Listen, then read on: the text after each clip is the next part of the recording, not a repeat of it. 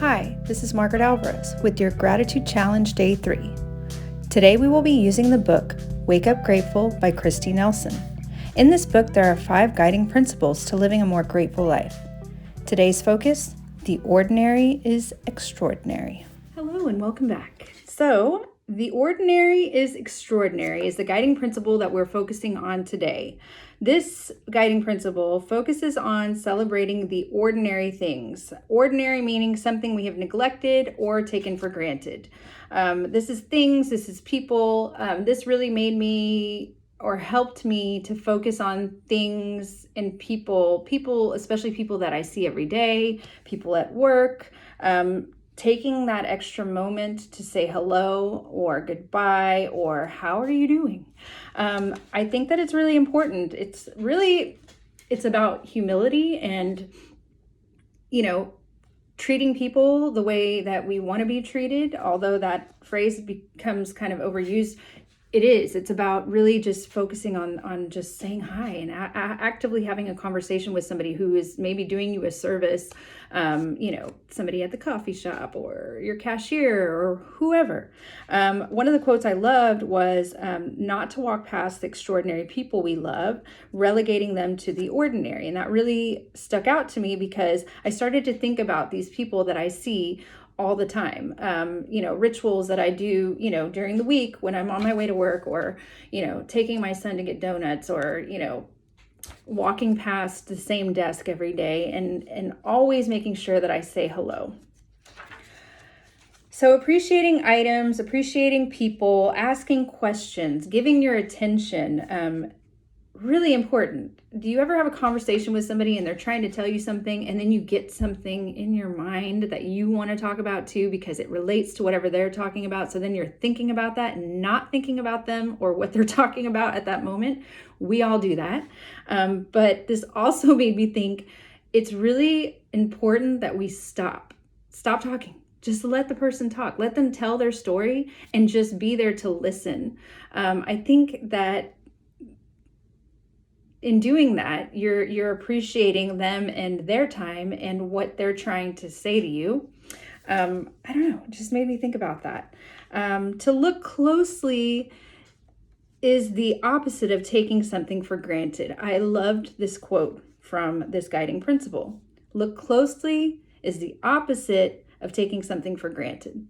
So in this section, I started to think about what are some things that I just absolutely love? Who are these people that I absolutely love? And I want to make a list of these things. So I decided to make a list of 10 things and people that, the top 10 things. So think about when you look through a magazine or something like that, and it's has a celebrity and they have the 10 things that they love. And, there's a couple of fashion magazines that do this, and it's their favorite products and their favorite, drinks or their favorite, whatever, food or places to go eat or whatever.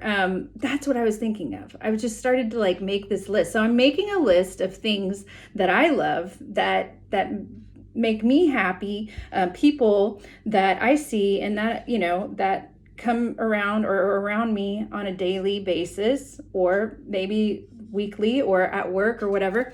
So I'm going to make a list and I'm going to share that list with you.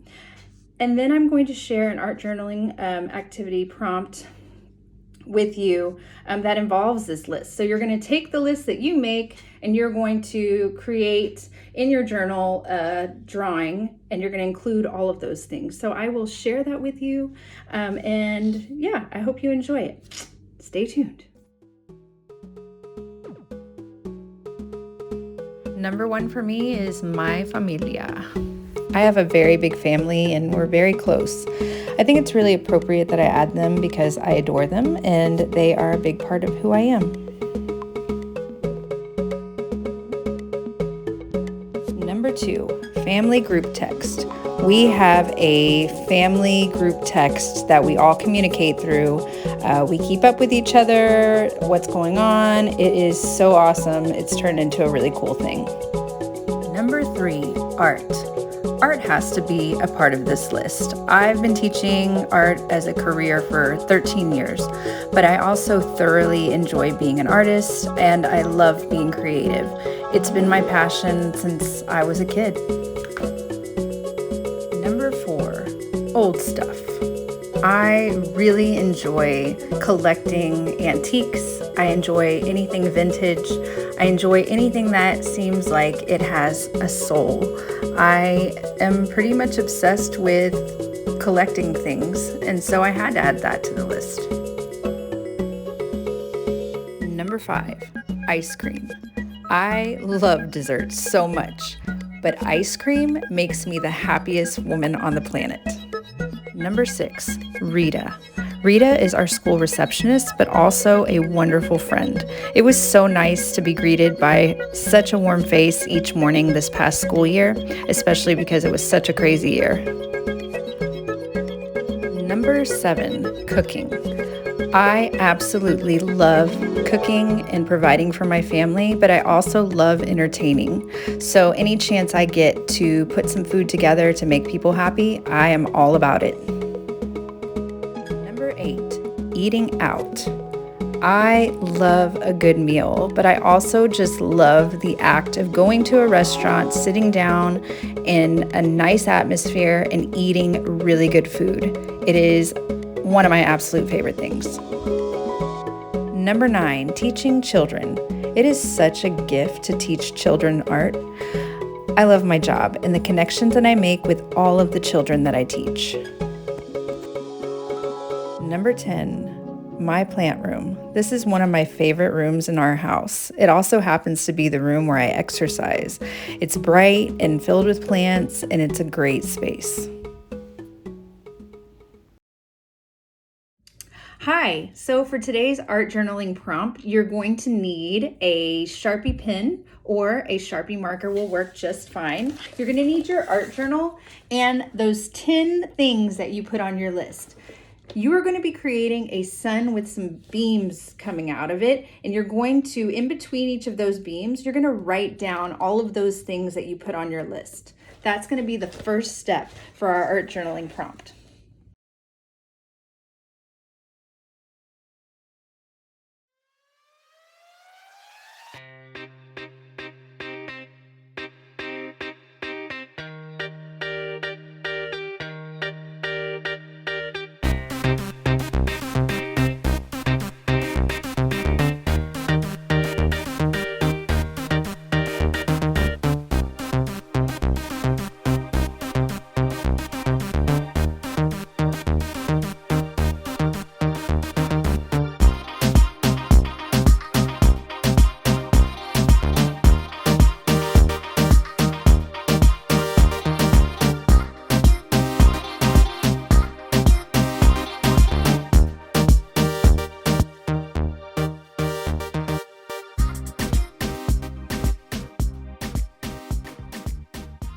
Closing thoughts for the ordinary is extraordinary. First of all, I just want to say that limiting myself to 10 things to put in my journal was really difficult. I found myself going back and thinking, oh, I should have added this, or I should have added this person. And really, this is just a practice that you will use yourself. So I almost think that this is a practice that probably should happen every once in a while, just so you can reevaluate who you have around you and what are some of the things that maybe you're overlooking. There's a couple of questions from the book that I'm going to share with you, and that will also get you thinking. And one of those questions is, what ordinary things can you pause right now to see as extraordinary? The second question is, to whom can you offer heartfelt appreciation today? How will you show it? So when I read this chapter or this guiding principle a long time ago, it did have me thinking. That's why I added Rita to my list, because it really had me more aware of the people that I see every day. Not that I don't appreciate people on a regular basis, because I do, but it helped me to be even more appreciative, to be, ask more questions, to be more of a listener, not a talker. And it just kind of helped me to remind me that I needed to do those things. So lastly, I just want to say that I hope that this prompt will help you to kind of put it out on paper and allow you to really look at those things.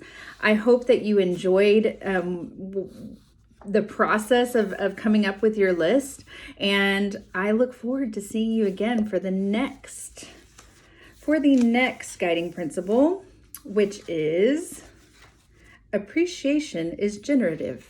We'll see you soon.